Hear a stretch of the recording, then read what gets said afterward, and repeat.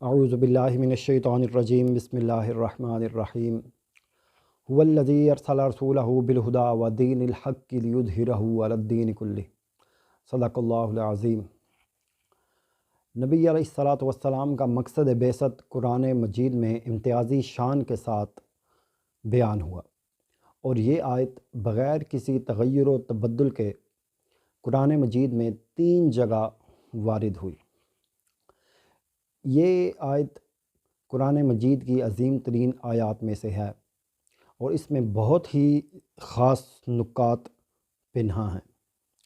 آج کوشش کی گئی ہے اس ویڈیو میں کہ اس آیت میں موجود خاص نکات کو ڈیٹیل کے ساتھ سمجھا جائے۔ تو چلیے شروع کرتے ہیں۔ والذی ارسل رسولہ، وہی ہے جس نے بھیجا اپنے رسول کو بالہدا و دین الحق، الہدا اور دین حق دے کر، لیظہرہ علی الدین کلی، تاکہ غالب کر دے اسے کل کے کل دین پر۔ اب بھیجنے والا کون ہے؟ اللہ سبحانہ و تعالیٰ کی ذات۔ اور کیا دے کر بھیجا اپنے نبی علیہ الصلاۃ والسلام کو؟ الہدا اور دین حق۔ اب الہدا کیا ہے؟ قرآن مجید میں ارشاد ہوتا ہے، ذالک الکتاب لا ریب فیہ ھدی للمتقین۔ یہ الکتاب جس میں کچھ شک نہیں، ہدایت ہے پرہیزگاروں کے لیے۔ پھر سورہ بقرہ میں بھی ارشاد ہوا، شہر رمضان الذی انزل فیہ القرآن، رمضان کا مہینہ جس میں قرآن نازل ہوا، ھدی للناس، ہدایت ہے پوری نوع انسانی کے لیے۔ اسی طرح سورہ بنی اسرائیل میں ارشاد ہوتا ہے، ان ھذا القرآن یہدی للتی ہی اقوم، یقیناً یہ قرآن راہ دکھاتا ہے جو سب سے سیدھی ہے۔ ان آیات کی روشنی میں ہم الہدا کا ترجمہ یہ بھی کر سکتے ہیں، ہدایت دینے والی، یعنی قرآن حکیم۔ تو اللہ تعالیٰ نے نبی علیہ الصلاۃ والسلام کو ہدایت کا سرچشمہ قرآن حکیم کی صورت میں دے دیا۔ اس کے بعد دین الحق، دوسری چیز جو نبی علیہ الصلاۃ والسلام لے کر آئے۔ تو یہ اصطلاح سمجھنا بہت ہی زیادہ ضروری ہے۔ اسی سے ہم سمجھ پائیں گے کہ دین کا معنی و مفہوم کیا ہے، اور دین اصل میں کیا چیز ہے۔ دین کے مفہوم پر پہلے بھی ایک ویڈیو بنا چکا ہوں، جس کا لنک آپ کو ڈسکرپشن میں مل جائے گا۔ آج کوشش کی گئی ہے کہ نہایت مزید وضاحت اور آسانی کے ساتھ اس پوائنٹ کو سمجھنے کی۔ اب دین حق یعنی حق کا دین یا سچا دین، جیسا کہ اکثر مترجمین نے اس کا ترجمہ کیا ہے، معنی و مراد کے اعتبار سے بظاہر کوئی فرق واضح نہیں، جو کہ بہر صورت ایک ہی ہے، یعنی اللہ کا دین۔ کیونکہ سچا دین اللہ کے سوا اور کس کا ہو سکتا ہے؟ جیسا کہ سورہ حج میں ارشاد ہوتا ہے، ذالک بان اللہ ھو الحق، یہ اس لیے کہ ایک اللہ ہی ہے حق۔ پھر سورہ نور میں ارشاد ہوا، وَيَعْلَمُونَ أَنَّ اللَّهَ هُوَ الْحَقُّ الْمُبِينُ، اور وہ خوب جانتے ہیں کہ صرف اللہ ہی ہے کھلا حق۔ یعنی دین حق بالکل مترادف ہے معنی کے اعتبار سے دین اللہ کے۔ قرآن مجید میں نماز و روزہ اور عبادات کے لیے بھی لفظ دین ہی استعمال ہوا ہے، لیکن ایک دوسری جگہ پر ایک اور ہی چیز کے لیے لفظ دین استعمال ہوا۔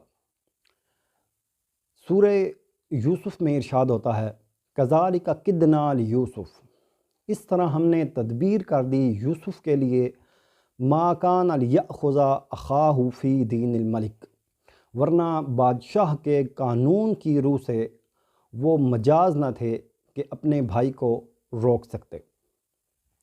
حضرت یوسف علیہ السلام اپنے بھائی کو اپنے پاس روکے رکھنا چاہتے تھے، لیکن مصر کے اس وقت کے رائج نظام ملوکیت میں کہ جس میں متاع مطلق کی حیثیت بادشاہ کو حاصل تھی، ملک عربی میں کہتے ہیں بادشاہ کو، اور متاع مطلق سے مراد وہ شخص یا وہ ذات جس کی مکمل اطاعت کی جائے اور اسے کلی اطاعت کے لائق سمجھا جائے۔ تو اب اس بادشاہ کا جو رائج الوقت نظام سلطنت تھا، قرآن اسے تعبیر کرتا ہے دین الملک کے الفاظ سے، یعنی بادشاہ کا دین مراد بادشاہ کا نظام سلطنت جس کے تحت وہ اپنا ملک، اپنی سلطنت کا نظام چلا رہا تھا۔ اور ٹھیک اسی مفہوم میں قرآن نے جو اصطلاح استعمال کی ہے وہ ہے دین اللہ۔ سورہ نصر میں ارشاد ہوتا ہے اذا جاء نصر اللہ والفتح، جب آ گئی اللہ کی مدد اور فتح، ورأیت الناس يدخلون فی دین اللہ افواجا، تو آپ نے دیکھ لیا لوگوں کو داخل ہوتے ہوئے اللہ کے دین میں فوج در فوج، یعنی حضور نبی علیہ السلام کی 20 سال سے زائد جد و جہد کے نتیجے میں جب عرب میں یہ کیفیت پیدا ہو گئی کہ اللہ سبحانہ و تعالی ہی کی ذات کو متاع مطلق مان لیا گیا اور لوگ فوج در فوج اس کے نظام اطاعت میں داخل ہوتے چلے گئے، تو قرآن اسے تعبیر کرتا ہے دین اللہ کے۔ چنانچہ ایک طرف تو جو مصر کے بادشاہ کا جو نظام سلطنت تھا اس کے لیے لفظ دین استعمال کیا گیا، جبکہ دوسری طرف جب اللہ سبحانہ و تعالیٰ کی ذات کو متاع مطلق مان لیا گیا تو اس کا جو نظام اطاعت قبول کیا گیا اس کے لیے بھی لفظ دین ہی کا استعمال ہوتا ہے۔ اب اس ساری بحث سے آپ یہ بات سمجھ ہی گئے ہوں گے کہ دین کا جو لفظی معنی و مفہوم ہے وہ نظام اطاعت، وہ نظام زندگی کہ جس کے تحت آپ زندگی گزار رہے ہیں۔ اگر آپ ملوکیت میں کسی بادشاہ کے رائج کردہ نظام کے تحت زندگی گزار رہے ہیں تو قرآن اسے تعبیر کرتا ہے دین الملک سے، لیکن اگر آپ نے اللہ سبحانہ و تعالیٰ کی ذات کو متاع مطلق مانا اور اس کے مطابق جو نظام اطاعت آپ نے قبول کیا، اس کے مطابق آپ زندگی گزار رہے ہیں، تو قرآن اسے تعبیر کرتا ہے دین اللہ کے۔ اس لحاظ سے اگر دیکھا جائے تو بالکل بھی غلط نہیں ہوگا کہ دور جدید کی جو محبوب و مقبول ترین طرز حکومت ہے جمہوریت، جمہوری نظام، اگر آپ اس نظام کے تحت زندگی گزار رہے ہیں اور اس نظام سے مطمئن ہیں، تو اب جو آپ کا دین ہو گیا وہ دین الجمہور ہو گیا۔ اور اگر آپ تھوڑی سی کوشش کریں تو آپ یہ جان لیں گے کہ جمہوریت در حقیقت دین سے بیزاری کے نتیجے میں وجود میں آئی، اور جب آپ اس کے سیاسی و معاشی اور معاشرتی نظام کو دیکھیں گے تو یہ بات بالکل صاف صاف واضح ہو جائے گی کہ یہ نظام زندگی دراصل قرآن و سنت کے احکامات کے بالکل ہی مخالف ہے۔ اب جب کہ ہم نے دین الحق کی اصطلاح کو سمجھ لیا ہے تو اس آیت میں موجود باقی پوائنٹس کو سمجھنا نہایت آسان ہو جائے گا۔ اب آگے جو الفاظ استعمال ہو رہے ہیں اس سے نبی علیہ السلام کا مقصد بعثت بیان ہوتا ہے۔ هو الذی ارسل رسولہ بالہدی ودین الحق، وہی ہے جس نے بھیجا اپنے رسول کو الہدا اور دین حق دے کر، لیظہرہ، تاکہ غالب کر دے، علی الدین کلی، اسے کل کے کل دین پر۔ نبی علیہ السلام کا جو مقصد بعثت ہے جو کہ الہدا کے ساتھ آپ کو دیا گیا، وہ ہے اس دین حق کو کل کے کل دین پر غالب کرنا۔ نبی علیہ السلام کا دور بعثت یعنی 7ویں صدی عیسوی تک انسان شعوری طور پر پختہ ہو چکا تھا، انسان اولاً قبائلی زندگی اور اس کے بعد شہری ریاستوں کے قیام کے مراحل سے گزر چکا تھا، اور کیسر و کسریٰ جیسی بڑی بڑی سلطنتوں کا آغاز ہو چکا تھا۔ گویا حیات انسانی پر نظام اجتماعی کی گرفت پوری شدت کو پہنچ چکی تھی۔ اب انسان کو ضرورت تھی ایک ایسے نظام کی جو کہ زندگی کے ہر شعبے میں عدل و قسط پر مشتمل ہو۔ اب اگر آپ غور کریں تو مصر کا جو رائج الوقت نظام ملوکیت تھا، اور اس کے بعد کیسر و کسریٰ جیسی بڑی سلطنت، ظاہر ہے ان کا بھی کوئی نہ کوئی نظام موجود ہوگا، اور اس کے بعد جو عرب کی قبائلی زندگی تھی اس میں بھی کوئی نہ کوئی دستور رہا ہوگا۔ اب نبی علیہ الصلاۃ والسلام کے مقصد بعثت کو سامنے رکھیے اور دین حق دین اللہ کی اصطلاح کو سامنے رکھیے، تو جو مقصد بعثت بنتا ہے وہ یہ کہ اللہ سبحانہ و تعالی کے نظام کو تمام رائج الوقت نظاموں پر غالب کر دینا ہے۔ آپ یہ نہ سمجھیے کہ کوئی اور بھی دین دنیا میں موجود تھا جسے ختم کر کے دین حق کو غالب کرنا تھا۔ دین تو دراصل حضرت آدم علیہ السلام سے لے کر حضرت محمد صلی اللہ علیہ وآلہ وسلم تک ایک ہی رہا، جبکہ شریعتوں میں تھوڑا بہت فرق آتا رہا۔ دین اسلام کو غالب کر دینے کا مطلب اور مقصد بس یہ کہ اللہ سبحانہ و تعالیٰ کے دیے ہوئے نظام زندگی کے بغیر، نظام زندگی کے علاوہ اب اور کوئی نظام قبول نہیں کیا جائے گا۔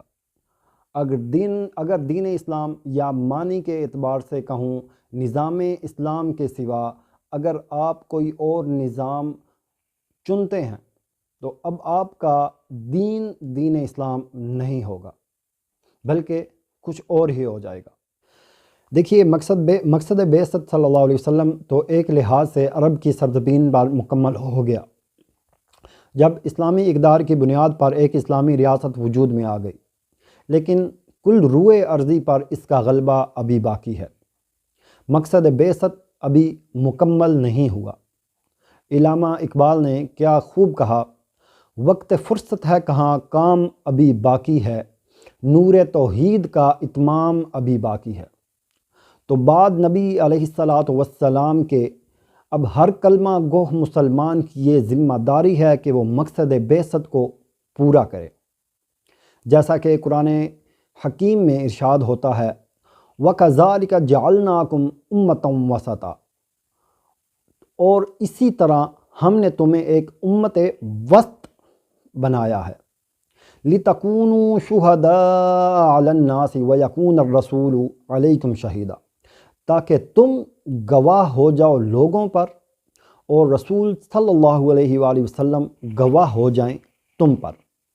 لہٰذا اب آپ نے لوگوں کو تبلیغ کرنی ہے، ان تک یہ دین پہنچانا ہے اور ان پر حجت قائم کرنی ہے۔ اب یہ تمہاری ذمہ داری ہے اور اس بات پر تم سے مواخذہ بھی ہوگا۔ تو میرے مسلمان بھائیوں، آج کی اس ویڈیو کو بنانے کا مقصد صرف اتنا تھا کہ آپ کو دین کا جو صحیح مفہوم ہے وہ سمجھایا جا سکے، اور اس روح سے آج ہماری زندگیوں کا نظام کیا اسلام کے نظام کے مطابق ہے یا نہیں، اور اگر نہیں تو ہم کس مقام پر کھڑے ہیں اور آگے ہمیں کیا کرنا ہے۔ اللہ تعالیٰ سے دعا ہے کہ آج جو کچھ بیان ہوا اسے اچھے سے سمجھنے کی اور اس پر عمل کرنے کی توفیق عطا فرمائے۔ وما علینا الا البلاغ المبین۔